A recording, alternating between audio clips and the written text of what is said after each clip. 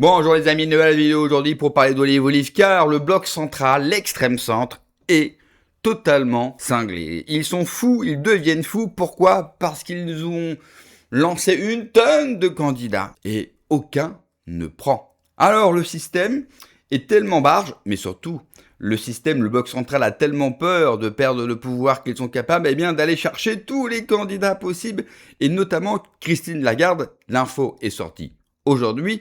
Mais un autre nom apparaît bien sûr pour la présidentielle de 2027, c'est Brigitte Macron. Mais juste avant d'écouter Olive Olive à ce sujet, n'oubliez pas de vous abonner, le pouce, le commentaire, le partage, le boost de la vidéo. N'hésitez pas à me rejoindre sur Telegram, vous avez tous les liens de toute façon, tous les liens importants, Patreon, Tipeee, Telegram, la source de la vidéo en description sous la vidéo. Donc n'hésitez pas à aller voir tous ces liens.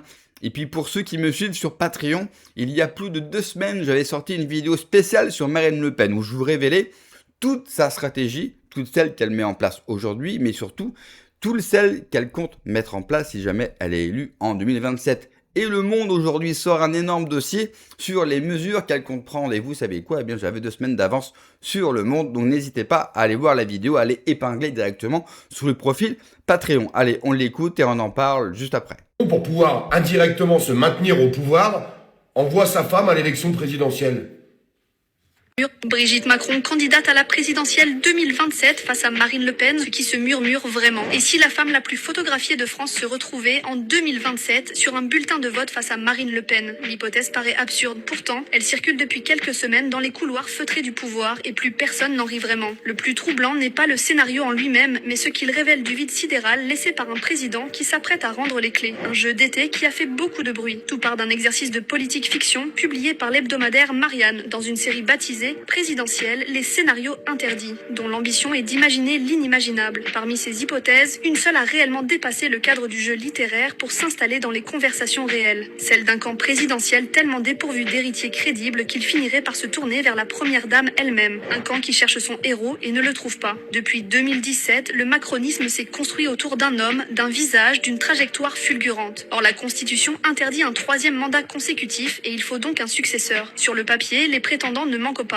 Édouard Philippe, l'homme d'État tranquille qui peine à rassembler au-delà de son cercle. Gabriel Attal, l'héritier naturel mais contesté au sein même de son parti. Gérald Darmanin, dont l'étoile pâlit. Raphaël Glucksmann, trop centriste pour la gauche, trop à gauche pour les macronistes. Un attelage qui ressemble davantage à une salle d'attente qu'à une écurie de champions, pendant que Marine Le Pen, elle, avance méthodiquement avec un électorat fidèle. Les atouts qu'on lui prête. Le scénario s'appuie sur des arguments bien réels. Une notoriété totale, sans équivalent chez aucun ministre ou candidat déclaré. 9 ans d'observation du pouvoir depuis les coulisses les plus stratégiques de la République. L'absence de toute étiquette partisane, un atout précieux dans un pays qui se méfie de ses partis, et une capacité à résister aux tempêtes médiatiques, illustrée par les nombreuses attaques et rumeurs qu'elle a affrontées sans jamais plier, allant jusqu'à porter certaines affaires devant la justice. Un engagement réel, mais loin d'une préparation de campagne. Sur le terrain, son investissement dans la lutte contre le harcèlement scolaire, les pièces jaunes ou l'apprentissage est concret et documenté depuis des années. Un socle de crédibilité, certes, mais qui ne ressemble en rien à la préparation d'une campagne présidentielle. Sa popularité a par ailleurs suivi une trajectoire étonnamment déconnectée de celle de son mari, en partie parce qu'elle n'a jamais porté de décision impopulaire, ni réforme, ni budget. Des précédents à l'étranger, aucun obstacle constitutionnel. Le scénario s'appuie aussi sur des précédents internationaux. Hillary Clinton, première dame devenue candidate à la présidentielle américaine. Christina Kirchner, qui a succédé à son mari en Argentine. Corazon Aquino, propulsée à la tête des Philippines. Sur le plan juridique, rien n'empêcherait effectivement une telle candidature en France. Aucune clause n'interdit à l'épouse d'un président sortant de se présenter et réunir les 500 parrainages.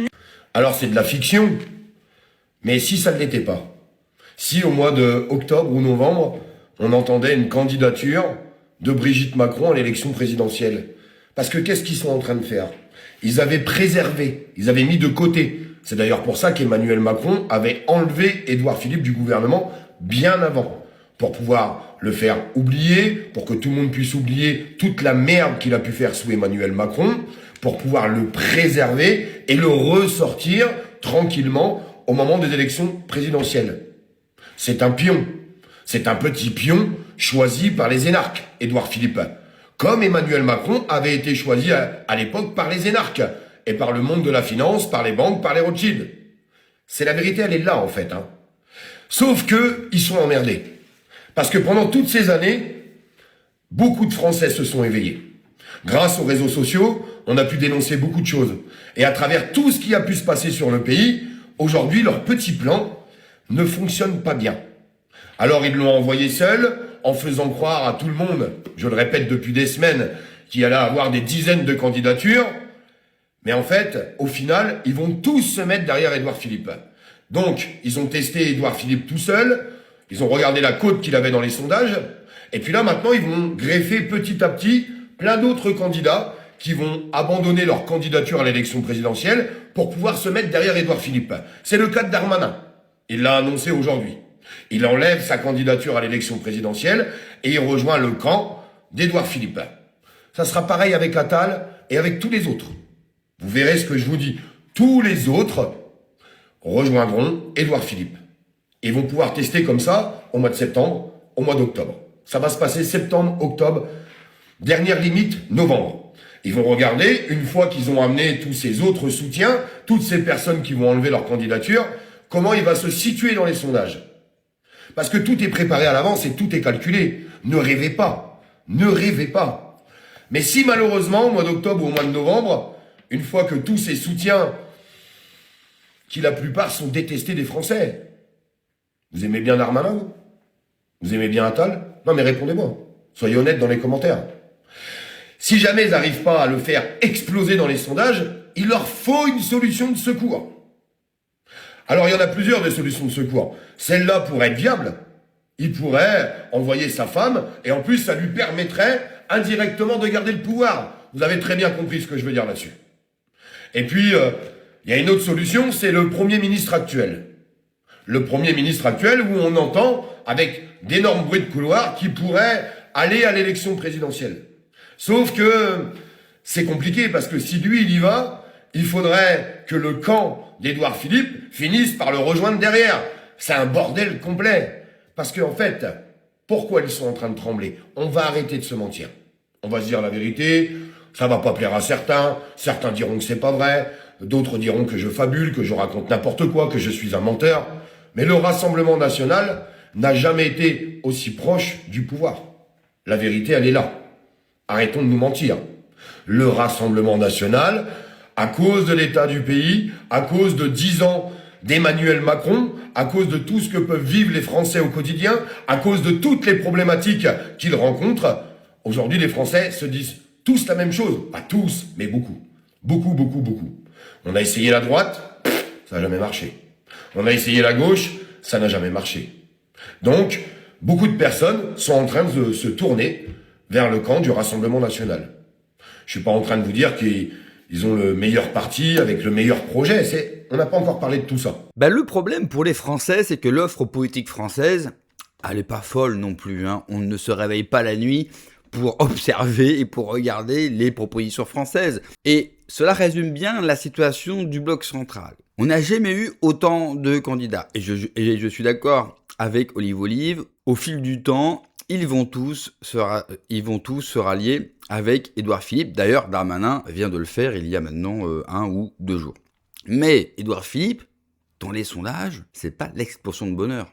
Et même les autres, en fait, malgré tous les candidats, aucun ne prend réellement. Il n'y a pas un engouement, il n'y a rien qui leur indique que leur candidat est sûr d'être au second tour. Et eux, ils ne veulent absolument pas louper ce second tour-là, parce qu'ils savent que l'élection en 2027, c'est peut-être la dernière où ils seront majoritaires du point de vue du vote. Et je suis également d'accord avec Olive Olive, le RN n'a jamais été aussi proche du pouvoir, quoi qu'on pense du RN.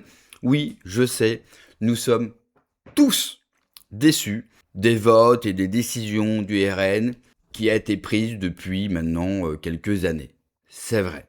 Sauf que, pour ceux qui ne sont pas abonnés, qui ne me suivent pas sur Patreon, j'ai sorti une vidéo où je parle de Philippe de Villiers et de Marine Le Pen. Sur Marine Le Pen, j'explique avec des infos, c'est pas mon avis, je donne des infos, d'accord? Je vous donne toutes les infos sur pourquoi Marine Le Pen fait ce qu'elle fait aujourd'hui, mais surtout ce qu'elle compte faire en 2027 si jamais elle est élue présidente de la République. La vidéo doit avoir 2 ou 3 semaines, vous pouvez la retrouver en épinglé sur mon compte Patreon. Mais je vais vous lire une partie du dossier que Le Monde a sorti à ce sujet. Le Monde consacre un dossier au projet référendaire du RN pour 2027 et nommé coup d'État. Le fait de passer par des référendums alors que cela implique un vote de majorité par le peuple français.